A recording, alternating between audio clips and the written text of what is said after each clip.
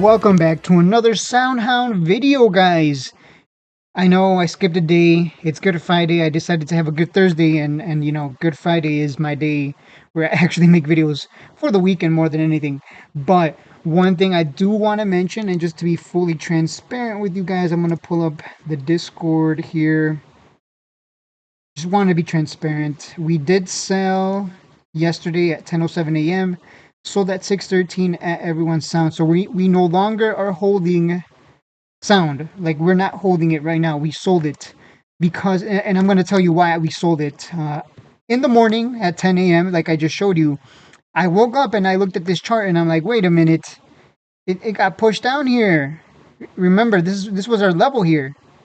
I remember telling you guys it has to break 650. It has to break so we can go higher. If it doesn't do that, that's bearish, and we're probably going to come down lower. I also said, hey, be careful here because a bear flag might be forming.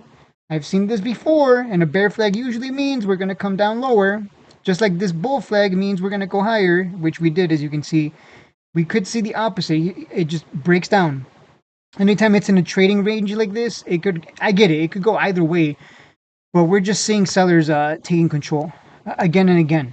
I mean, we tried 1, 2, 3 times. Buyers tried to push it back above 650, which would send us to 720 and possibly higher, maybe back to 10. But in this case, because the stock did close, unfortunately, it did close on a red candle. Buyers just they're nowhere to be found. It's still sellers in control. So that's why I sold. I was like, hey, let me just run with my 15-cent profit and I'll buy back in cheaper. I still believe that we are gonna come down to $5. That is what I'm waiting for. I've been saying that for a while now. I'm waiting for $5. I'm content with quick flipping it for 15 cents a share. That's cool, you know, made a quick 150 or something, but you know, no reason for me to hold if it looks like buyers just aren't, they're nowhere to be found. So as soon as I saw that buyers weren't stepping up and causing the breakout to the upside, I was like, hey guys, let's just sell here and we'll buy back in cheaper at around $5. The RSI at this point should be getting into the 30s in the coming days, unless some piece of news or catalyst comes in. We should see it come down to 5, and that's where our big level is at. And so I've been pounding the table on that.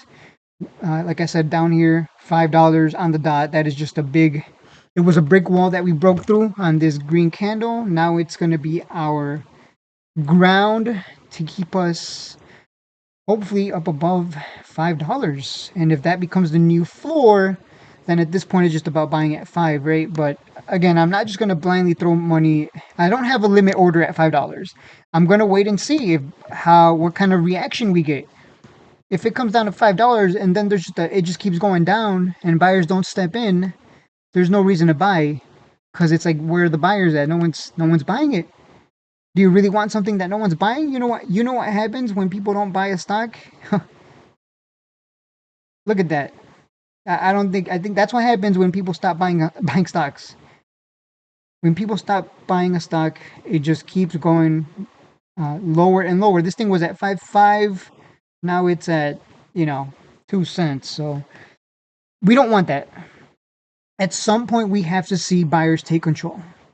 If it just does this, yeah, it's gonna go to zero. If it just keeps, if just buyers don't step up, that this is gonna happen right here. I don't believe that though. FSK was a trashed stock. Soundhound has a lot of potential. Again, Nvidia did not invest in this just for, hey guys, we have a lot of money, let's just throw it at a bunch of AI stocks.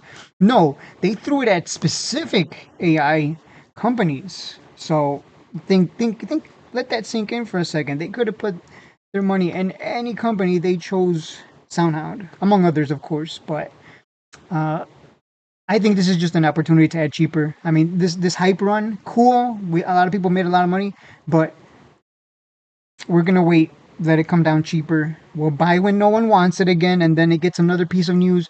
It runs again, and then people are like, "Oh my God, we should have bought it when it was under 5." And yeah, so we're trying to get ahead of the game here. We're thinking ahead. We know already what to expect over the long term. If we switch to the monthly, we just keep creating higher highs and higher lows. Let me look at the quarterly. We have quarterly charts on Moomoo, which I didn't know that. This is my first time using Moomoo in a while, so they're getting rid of my old platform that I was using all the time, so I kind of have no choice but to start using Moomoo.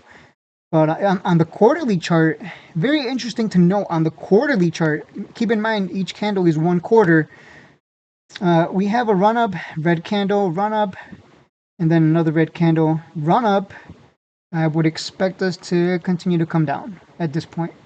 But you'll notice on the quarterly chart, our biggest level of support is right here at 475 on the quarterly. I don't know who trades off of the quarterly charts. I don't, but very interesting to know that yeah, 450 to $5 is going to be our quarterly support, which is again very interesting, right? Like who trades quarterlies? I don't. I didn't even know quarterly charts existed, but here we are. Um, like I said, biggest level down there. That's it. That's all there is to it. Just watch for that. Have a good weekend, guys. Good Friday, good Saturday, good Sunday. I don't know why why do we even call it Good Friday? It should just be Good Friday every day. You know what I'm saying? All right, guys. Have a good weekend, and I'll see you on Monday.